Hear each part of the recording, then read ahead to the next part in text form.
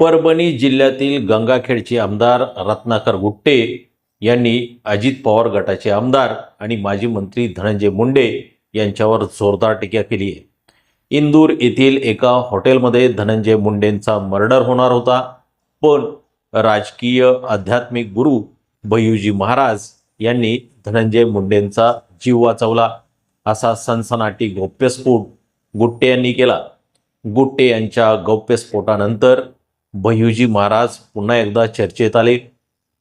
त्यांच्या मृत्यूची देखील चर्चा होत आहे। याचं कारण म्हणजे रत्नाकर गुट्टे यांनी ज्या हॉटेलचा उल्लेख केला आहे ते हॉटेल इंदूरमधील आहे।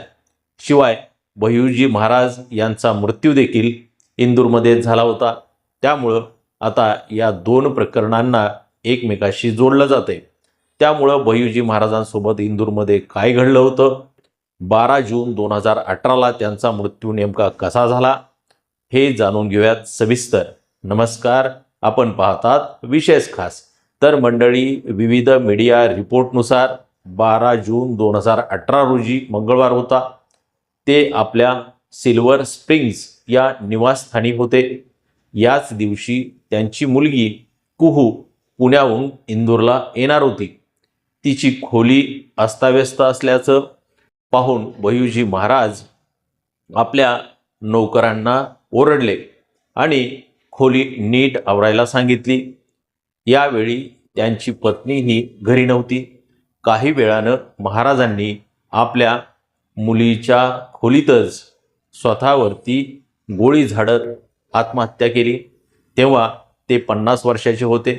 कुहू घरी आल्यावर तिनं वडिलांचा मृतदेह पाहिला आणि आपल्या सावत्र आईमुळेच भय्यूजी महाराजांनी आत्महत्या केल्याचा आरोप कुहूनं केला। इतकंच नव्हे तर डॉक्टर आयुषीच्या त्रासाला कंटाळून त्यांनी हे पाऊल उचललं असून तिला अटक करण्याची विनंतीही कुहूनं पोलिसांकडे केली होती। पुढे 2019 मध्ये भय्यूजी महाराजांच्या मृत्यूचा उलगडा झाला होता। भय्यूजी महाराज यांच्या आत्महत्येप्रकरणी इंदूर कोर्टानं तिघांना 6 वर्षाच्या सश्रम कारावासाची शिक्षा ठोठावली आहे। यात एका महिलेसह इतर दोघांचा समावेश आहे। स्थानिक स्वराज्य संस्थांच्या निवडणुकीच्या प्रचाराच्या सांगता सभेत गंगाखेडचे आमदार रत्नाकर गुट्टे यांनी धनंजय मुंडेवरती जहरी टीका केली। धनुभाऊ, तुमचा इंदोरमध्ये मर्डर झाला असता, पण भय्यूजी महाराज यांनी तुम्हाला वाचवलं। तुम्ही कोणत्या हॉटेलवरती होता हे देखील मला माहिती आहे, पण मी हे सगळंच आता काढणार नाही। तुम्ही सुरुवात केली आहे, पण शेवट मी करणार आहे। तुम्ही मला 2024च्या विधानसभा निवडणुकीत पाडण्याचा प्रयत्न केला। तुम्ही माझ्या विरोधात कोणाकोणाला उमेदवारी दिली, त्यांच्यासाठी किती ताकद लावली हे देखील मला माहिती आहे। पण माझी गंगाखेड विधानसभा मतदारसंघातील जनता हीच माझं बुलेट प्रूफ जॅकेट आहे। त्यामुळं माझा पराभव होऊ शकला नाही।